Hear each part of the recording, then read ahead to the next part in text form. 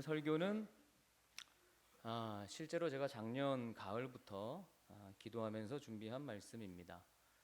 유명한 복음주의 설교자인 존 메가더 목사님의 결코 잊을 수 없는 그 설교 12편을 성도들이 모아서 묶어낸 책이 있습니다. 최고의 설교라는 제목의 책이 있는데 그 책을 읽으면서 올해 사순절과 부활절을 앞두고 예수님의 가상 실험 말씀, 즉 예수님께서 십자가 위에서 하신 그 말씀을 우리가 하나씩 묵상하고 또 성도님들과 함께 나누어야겠다고 그런 생각을 했었습니다. 드디어 성령께서 오늘부터 이 말씀을 설교할 수 있도록 도와주셨고 인도해 주셨습니다. 세상의 흐름과 여러분 교회의 재반 현상은 매일 변해갑니다. 또 바뀌어 갑니다. 그러나 그런 수많은 변화 속에서도 결코 변하지 않는 불변의 진리가 있다면 그것은 십자가입니다. 십자가 목걸이, 그 목걸이가 다 담을 수 없는 진정 살아있는 진리입니다. 예수님의 십자가를 모르고 많은 다른 교리들을 많이 아는 그런 사람보다 차라리 아무것도 모르지만 십자가를 아는 사람이 참된 그리스도인이라고 할 수 있습니다. 이 세상 어느 누구도 죽음을 위해 태어난 사람은 없습니다. 그렇기 때문에 우리는 살아가는 내내 나의 죽음을 오랫동안 준비하는 그런 사람은 없죠. 그러나 반면에 예수님은 죽음을 위해 십자가에서 죽기 위해 그 유일한 이유 때문에 우리에게 오셨기 때문에 사시는 내내 십자가의 죽음을 준비하셨습니다. 그렇게 이루시는 것이 바로 십자가입니다. 기독교가 우리나라에 들어온 초기의 성도들이 여러분 도대체 사실 무슨 어떤 잘 다듬어진 그런 교리를 알았겠습니까? 많은 믿음의 선배들이 일제강점기를 지나고 상상할 수 없는 고문을 받고 또 전쟁을 치르고 고단했던 그 삶 가운데서 무엇을 통해 여러분 힘을 얻었겠습니까? 오직 십자가의 복음이었습니다.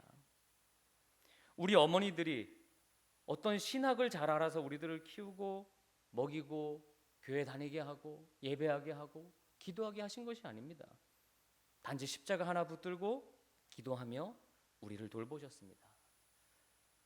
그러나 요즘 시대는 십자가 또 그리스도의 피 좀 이런 거는 조금만 말하고 희망적이고 긍정적이고 재밌고 또 성공을 주는 그런 말씀을 달라고 합니다. 여러분 옛날에는요 이렇게 성경책을 보아도 성경책 이렇게 옆면이 무슨 색깔이었나요? 여러분 빨간색이었어요. 그건 예수님의 피를 상징하는 겁니다. 그런데 어느 때인가부터요 이게 금색으로 바뀌었어요. 그리고 금박지, 금박지가 좋다고 다 금색만 해요. 빨간색은 사라졌어요. 이것만 봐도 우리 기독교가 십자가보다는 얼마나 세상에서 성공하고 또 물질적인 것에 빠져 있느냐 하는 것을 보여줍니다. 하지만 단언컨대 성경의 어떤 것도 십자가보다 더 긍정적이고 희망적인 말씀은 없습니다. 십자가보다 더 성공이라는 것을 잘 표현하는 말씀은 존재하지 않습니다. 그렇기 때문에 예수님께서 공생애를 사시는 동안 많은 말씀을 하셨지만 십자가 위에서 남기신 말씀만큼 또 중요한 말씀은 없다고 생각하는 거예요. 여러분 한번 생각해 보세요. 이 십자가에서의 말씀이 얼마나 우리에게 소중하고 필요하면 그 십자가의 고통 속에서 아픔 속에서 이 얘기를 우리에게 하셨냐는 말이에요. 그 아픔 속에서 반드시 이 말은 내가 해야겠다고 하니까 우리 예수님이 하신 말씀이잖아요. 그러니까 정말 오늘을 사는 우리 그리스도인들이 꼭 들어야 하고 그 말씀대로 살아야 하는 그런 말씀 아닐까. 그래서 죽음 가운데서도 우리에게 던지신 그런 말씀이라는 것입니다. 우리가 예수님을 안다는 것은 예수님의 십자가를 안다는 것과 다르지 않습니다.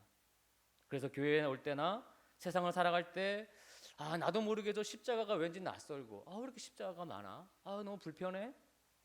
만약 그렇다면 우리가 예수님을 멀리하고 있다는 증거일 것입니다. 아무리 세상이 발달해도 십자가를 대신할 수 있는 것은 이 땅에 존재하지 않습니다.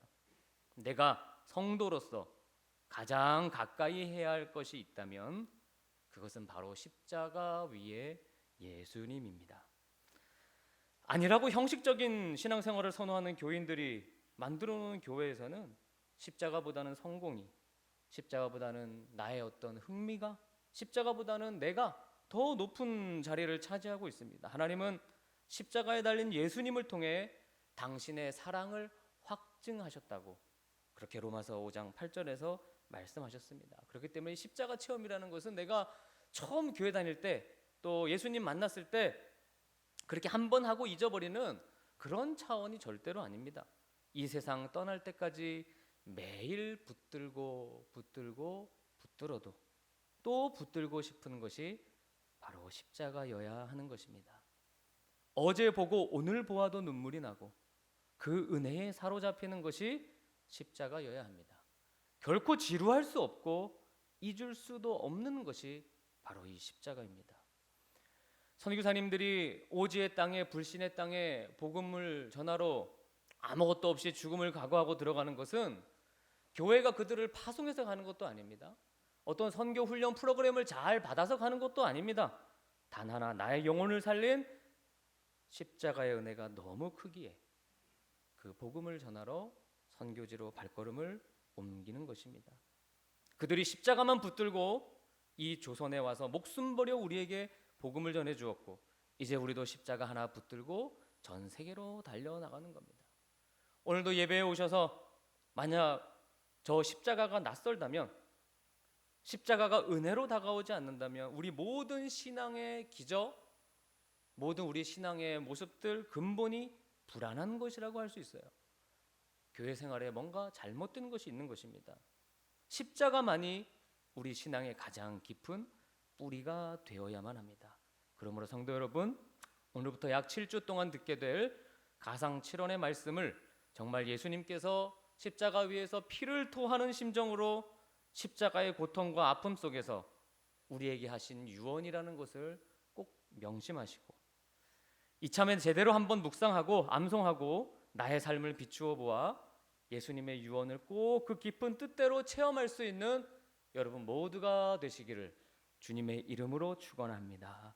오늘 본문 누가복음 23장 34절을 다시 한번 읽어보도록 하겠습니다. 한 절입니다. 한 절. 우리 함께 봉독합니다. 시작.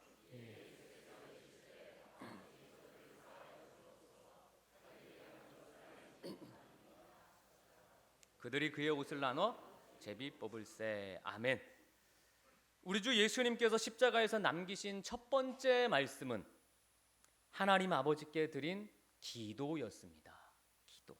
죄인들을 위하여 하나님의 용서를 구하는 기도였어요. 아버지, 저들을 사하여 주옵소서.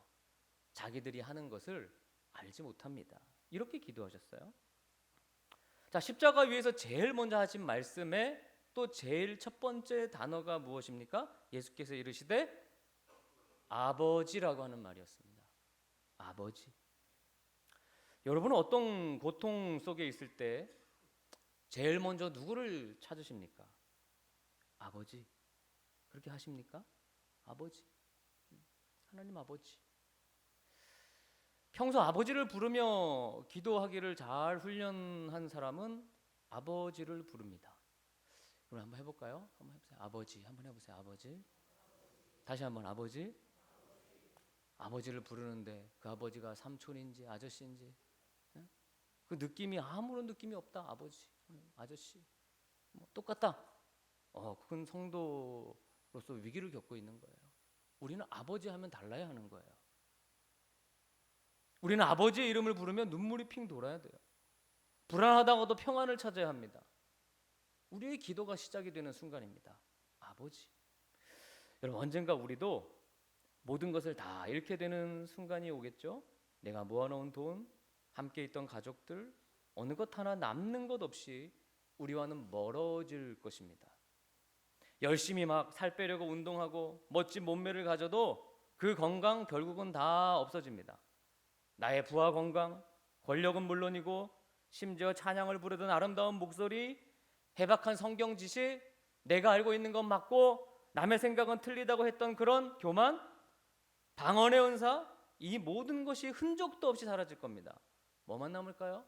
오직 아버지만 남습니다. 죽기 전에는 아버지만 남는 거예요. 죽는 순간에는 아버지밖에 나와 함께할 자가 없는 것입니다. 그러니 당연히 우리가 우리의 입술로 어떠한 순간에도 부를 수 있는 말은 아버지여야 한다는 거예요. 아버지. 우리가 아버지라고 부르며 드리는 기도는 언제 어디서 하든지 그것은 능력 있는 기도가 될 것입니다. 할렐루야.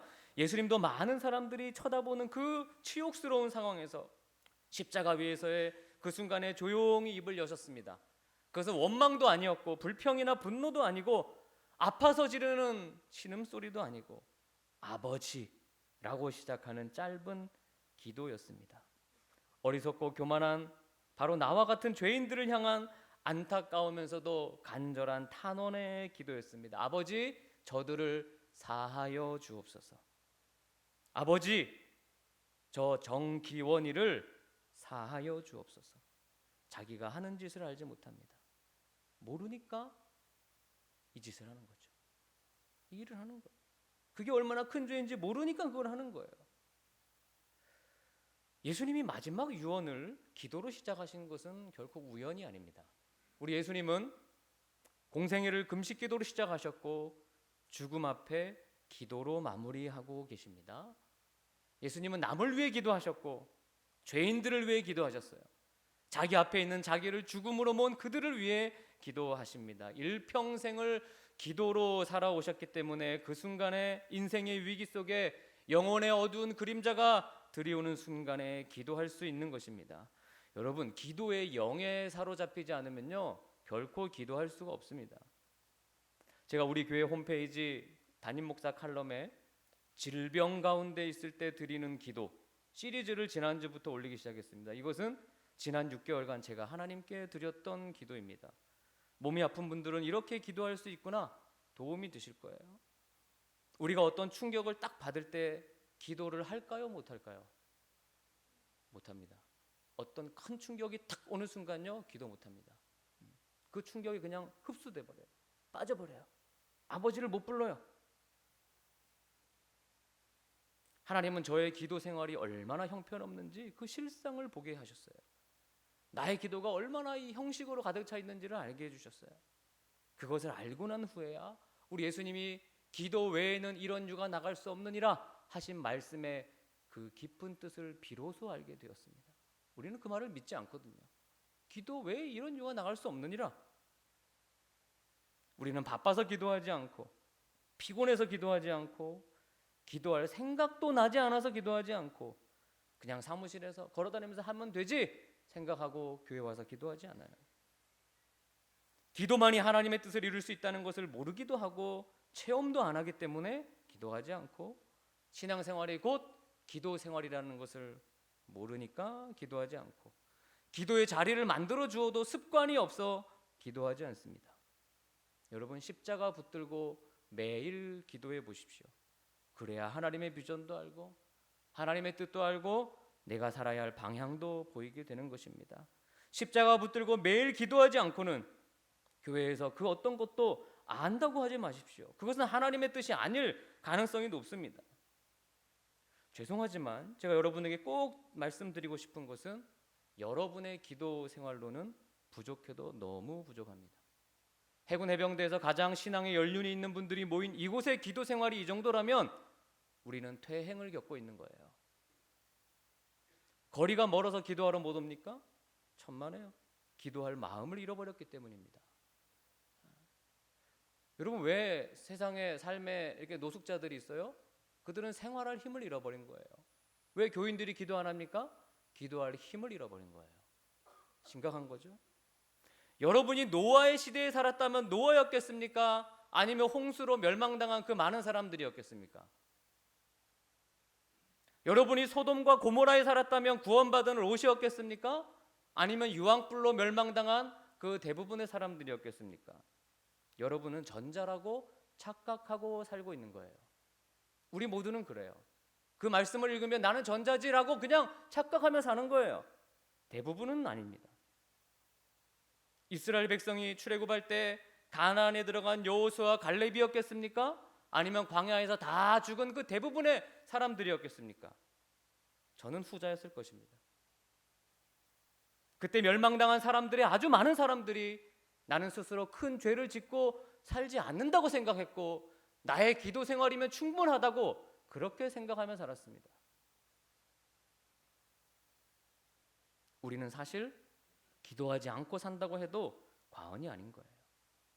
여러분 십자가 앞에서 제대로 여러분의 모습을 보시고 회개하는 그런 재미와 기도하는 기쁨으로 교회 나오시기를 주의 이름으로 축복합니다. 지난 금요일 마가다락방 시간에 말씀했지만 교회는 기도하는 집이지 어떤 행사나 프로그램이나 밥 먹는 곳이 아닙니다.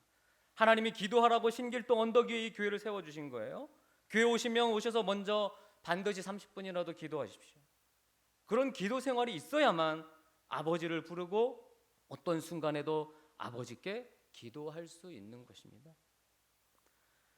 어제 오후에 고속터미널에 있는 기독교 서점에 가서 책을 보는데 옆에 있던 어떤 아주머니가 두리번 하는 거예요. 제 얼굴을 한번 봤다가 반대쪽에 있는 사람 얼굴을 한번 봤다가 저는 모른 척했죠. 근데 저한테 갑자기 말을 거는 거예요. 중국 교포 말투로 혹시 목사님이십니까? 요즘 하도 신천지가 서점에서 목사들에게 달라붙어서 저는 목사 아닙니다. 그렇게 얘기했어요. 목사 아닙니다. 계속 붙어서 얘기할까 봐. 근데 얘기를 들어보니 자기를 도와달라는 겁니다. 대림동에 사는 중국 교포인데 교포들이 다니는 교회를 다닌 지 얼마 안 되는 초신자래요. 너무 간절하고 답답하고 하나님에 대해 알고 싶고 어떻게 기도할 수 있는지 알고 싶어서 물어물어 기독교 서점을 찾아왔어요. 와 보니 무슨 책을 읽어야 되는지도 막막한 거죠. 성경을 해설해 주는 책을 좀 찾고 싶다. 도와달라. 어떤 책을 읽으면 되는지 골라달라는 거예요. 인생의 힘듦 속에 얼마나 힘들었겠어요. 중국 교포가 우리나라와 살면서 교회를 찾게 됐고 하나님을 더 알아가고 싶답니다. 그렇게 기도하고 싶답니다. 여러분 여기 앉아있는 누가 토요일날 오후에 가장 여유로운 시간에 기독교 서점에 가서 신앙 서적을 보면 내 신앙을 탐구하겠어요? 내 신앙을 위해 앞길을 걸어 나가겠어요? 없어요. 여기는 없어요. 우리는 그 열정이 다 사라진 거예요. 제가 연락처를 드렸어요. 연락처 교환했어요. 식당에서 주일날 11시 일해서 여기 예배는 못 오는데 일 안 할 때 오겠다는 거예요. 약속했어요. 그래서 제가 책 한 권을 사드렸어요. 십자가 은혜를 잊지 말라고. 그걸로 사시라고. 예수님이 십자가 위에서 하신 이 첫 번째 말씀은 우리에게 기독교의 핵심적인 진리를 엄중하게 보여주고 있습니다. 바로 우리 사람들은 하나님의 용서가 필요한 존재라는 거예요. 사람들은 다 저마다 인생에 대한 견해가 있고 교회에 대한 생각을 가지고 살아갑니다. 심지어 하나님은 이런 분입니다 라고 우리는 다 각자의 그렇죠? 소견이 있습니다. 자기 나름대로 신앙과 삶에 골몰하고 때로는 자기를 과시하고 내 생각이 맞다고 하는 것을 말하는데 우리는 대부분 노력을 기울입니다. 그러나 그들의 외모가 어떠하든지 그들의 의견이 어떠하든지 상관없이 우리 모두는 동일합니다. 바로 죄인이라는 겁니다. 우리의 죄가 오늘도 십자가에 못 박히지 않는다면 우리가 말하는 모든 견해와 호기심은 아무 의미가 없습니다. 여러분과 여러분 하나님의 사이에 죄가 있다면 아름다운 성품을 기르고 하나님의 인정을 받도록 행동해봤자 기도하는 척 해봤자 아무 소용이 없습니다. 스데반은 예수님을 전파한 죄로 돌에 맞아 죽어가면서도 이렇게 기도했어요. 주여 이 죄를 저들에게 돌리지 마옵소서. 여러분 예수님의 이 십자가 위에서의 기도가 좀 특별한 이유가 있습니다. 왜냐하면 예수님은 이전에 삶을 사실 때 아버지께 다른 사람들을 용서해달라고 하신 적이 없어요. 본인이 직접 다 그 죄를 사해 주셨습니다. 중풍병자에게 안심하라 내 죄 사함을 받았느니라. 눈물로 주님의 발을 적신 여인에게 내 죄 사함을 네가 얻었다. 그렇게 직접 말씀하셨어요. 그런데 지금 십자가 위에서 예수님은 죄 사함을 선포하는 대신에 아버지께 용서를 구하고 있습니다. 왜 그렇습니까? 바로 그 순간은 저와 여러분을 대표해서 십자가에 매달려 계셨기 때문에 우리와 똑같은 입장이셨기 때문에 아버지 앞에서 용서를 구하고 계신 거예요. 하지만 더 마음 아픈 것은 다음 구절입니다. 우리들은 우리가 하는 것을 알지도 못하고 있다는 거예요. 내가 얼마나 극악무도한 죄를 짓고 있는지 결코 알지 못한다는 것입니다. 그걸 아는데 우리가 기도 생활을 이렇게 하겠습니까? 내가 지금 주님을 못 받고 있는 삶을 살고 있다는 것을 아는데 있을 수 없는 일이죠. 저나 여러분이나 우리는 우리가 하는 것을 알지 못합니다. 그것을 알기 위해서라도 쉬지 않고 기도해야 합니다. 솔직히 여러분의 마음에 소리를 한번 들어보십시오. 우리의 마음에는 어느덧 죄사함을 받지 못하며 진노 아래 죽어가고 말 그런 불쌍한 내 영혼과 이웃의 영혼에 통곡하는 그런 울음소리보다는 세상에서 유혹하는 노랫소리, 안락하고 부유하고 쾌락이 있는 삶을 살도록 속삭이는 그런 육신의 음성이 여러분에게 더 친밀하고 친근하게 다가오지 않습니까? 그것이 훨씬 우리를 지배하고 있는 거예요. 바로 그것이 우리의 실상입니다. 그러니 십자가가 지금 가장 필요한 존재가 누구겠습니까?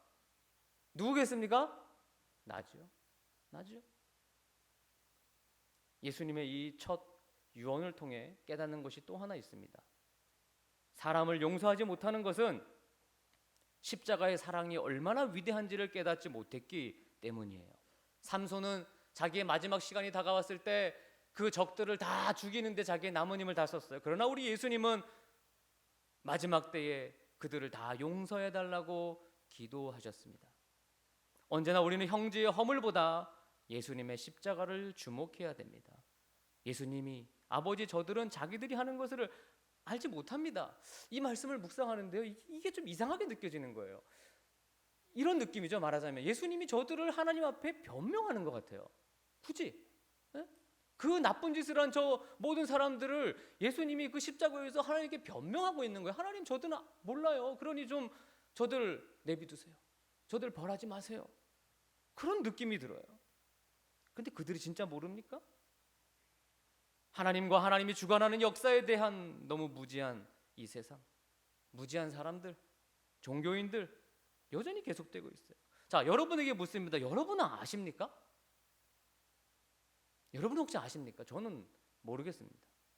무엇이 하나님의 뜻인지 기도하면 할수록, 성경을 보면 볼수록, 공부를 하면 할수록 더 모르겠어요.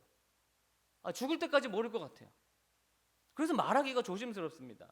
저는 확신에 차서 말하는 분들을 보면 부러워요. 정말 알고 말하는 것인지, 그게 하나님의 뜻이고 좋은 것이라는 것을 어떻게 확신할 수 있는지 저는 궁금합니다. 저는 모르겠거든요. 십자가 말고는 확실하게 말할 수 있는 게 없거든요. 지난 겨울 마리아에 대한 말씀을 들었잖아요. 십자가 아래서 예수님을 바라보고 있었던 예수님의 어머니 마리아, 주여, 주의 여종이오니 주님 말씀대로만 내게 이루어지이다. 저는 무지합니다. 주님 말씀대로만 이루어집니다. 오직 주님 말씀만 이루어지게 해주세요. 저는 죄인입니다. 이렇게 매일 십자가 붙들고 신앙생활하면 여러분 그거 된 거 아닙니까? 그게 제일 중요한 거 아니겠어요? 뭐를 우리가 더 해야 합니까? 지금 오늘날 교회는 바로 이것을 이제 하지 않아서 타락하고 변화되고 쇠락의 길을 걷고 있는 것입니다. 여러분, 십자가를 한 번만 붙들면 다 해결되고 살아가는 그런 사람들은 없어요. 어떻게 그게 됩니까? 여기 앉아있는 분들 중에는 이 십자가의 은혜를 모르시는 분들도 많이 있을 거예요. 그러나 염려하지 마십시오. 이것은 어려운 것이 결코 아닙니다. 예수님이 하신 이 말씀의 주인공이 나라고 하는 사실만 고백하면 되는 거예요. 저들의 죄를, 나의 죄를 사하여 주옵소서. 하나님, 나는 내가 하는 일을 도무지 알지 못합니다. 저는 그런 자입니다. 여러분 두 손을 한번 가슴에 다 얹어 보십시오. 한 번도 빠지지 마시고 눈을 감아 보세요. 제가 한번 기도합니다. 예수님이 십자가에서 말씀하신 그 사람들이 바로 저입니다. 무지하고 또 몰라서 예수님을 결박당하게 하고 채찍으로 맞게 한 사람이 바로 하나님 나입니다. 내가 하는 말이, 내가 하는 행동이 얼마나 주님과 멀어진 일인지 몰라서 주님을 못 받고 피 흘리게 하는 것이 바로 접니다. 아버지, 나를 불쌍히 여겨주시고 용서해 주세요. 예수님의 이름으로 기도합니다. 아멘. 지난주 십자가를 묵상하며 한 주 내내 불렀던 찬양이 있습니다. 우리 지금 이 찬양을 다 함께 우리 하시면서 어떻게 기도해야 할지 모르는 분들은 찬양을 통해 십자가를 다시 한번 묵상하는 그런 시간이 되시기 바랍니다.